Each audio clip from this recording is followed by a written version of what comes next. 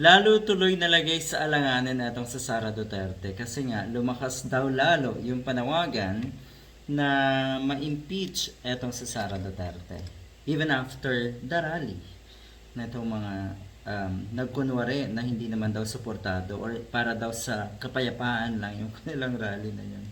Kapayapaan. Pero yung bulalas ni Marcoleta kung paano niyang banatan ang Quadcom at kung paano naman niyang ipagtanggol si Sara Duterte sa harap ng INC community. Talaga ba? Sinungaling. Litsugas na ito, no? Pagmumukha pa lang po. Sana kahit papano may mabuting kalooban kayo para kahit papano yung pagmumukha niyo ay makabawi ng konti. Hindi naman sa panlalait ano, pero gawain kasi rin yan itong mga katulad ni Marcoleta. Manlalait din to eh.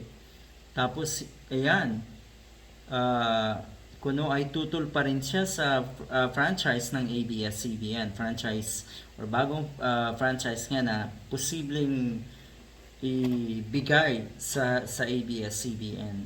O sige lang, tumutol ka hanggat gusto mo. Pero ang tanong, will it still matter yung kagustuhan mo? Yun pa rin ba ang masusunod? Pasensya na ya, pero hindi. Ganyan ang mundo eh. 'Di ba?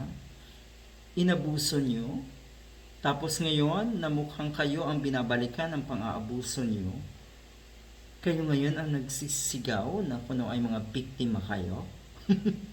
Ang lala, ano ba? Tsura na itong mga litsugas na to, ano, galit tayo. Pero sabi niya kasi, na ito daw na rally na ito ay masusundan pa. Na ang ibig sabihin, wala pa rin tigil itong si Sara Duterte. Magiging consistent pa rin ang gulo na ibibigay sa ating bansa natang si Sara Duterte. Kasi masusundan pa eh. Alam naman natin kung anong gulo meron o kung ano ang problema ng bansa nating ito. Si Sara Duterte at ang mga Duterte. So ibig sabihin kung manawagan na naman kayo ng katarungan, naandyan pa rin yung mga panggulo kaya susundan nyo pa itong mga rally na to. Yun po ba? Tama po ba? Kasi uulit-ulitin ko, katulad ng sinasabi ng mga kaibigan natin, wala naman talaga tayong malaking kaguluhan. Bakit kayo nag-stage ng ganitong peace rally ko, no? Nagkunwari na para sa peace at kapayapaan. Hindi na dapat hilingin ang kapayapaan ng bansa natin. Dahil at this point, sa pagkakataong ito, nakikita niyo po ba kung gaano kapayapa ang ating bansa? May panggulo, totoo yon. Hindi naman yan nawawala. Pero yung mga panggulo na yan, kayang-kayang i-handle yan ng ating gobyerno, ng nasa Malacanang. In a very graceful manner. Nahahandle niya po. Ayan, maghihintay daw sila ng tugon. Wow, demanding. Maghihintay daw ng tugon etong Iglesia ni Cristo. Wow, kayo? Kayo talaga ang majority? Ilan lang daw po kayo? 5 million and something. Oh, tapos mag-aasta kayo na kayo ang masusunod? Kakaiba rin. 'Di ba? Uy, may isa akong kaibigan na Iglesia ni Cristo na mukhang hindi rin nagustuhan itong mga hakbangin niya na ito ng Iglesia ni Cristo. So ayan, isa lang yun sa mga kaibigan natin, sa mga kakilala natin.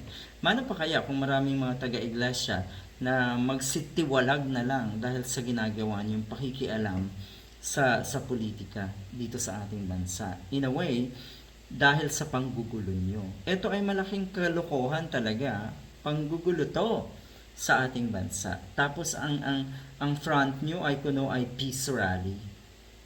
Malala, kakaiba to. O anong gusto niyong tugon ng Malacanang? Anong gusto niyong tugon ng ating gobyerno? Sige nga, Marcoleta. Nagpapatawa po ba kayo? Kabilang sa pinaaksyonan ng pagkilos ang paglutas sa lumalalang kahirapan na pinalubha pa ng katiwalian at korupsyon, kalamidad, kriminalidad, bangayang pampolitika. Wow! Ang dami niyo pong binanggit. Talaga ba?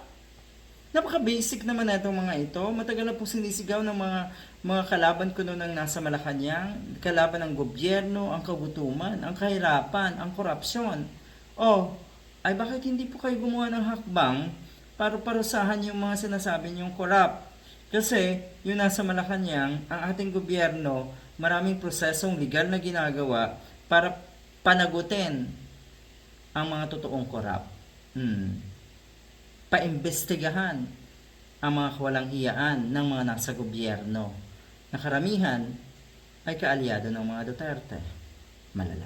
Good luck.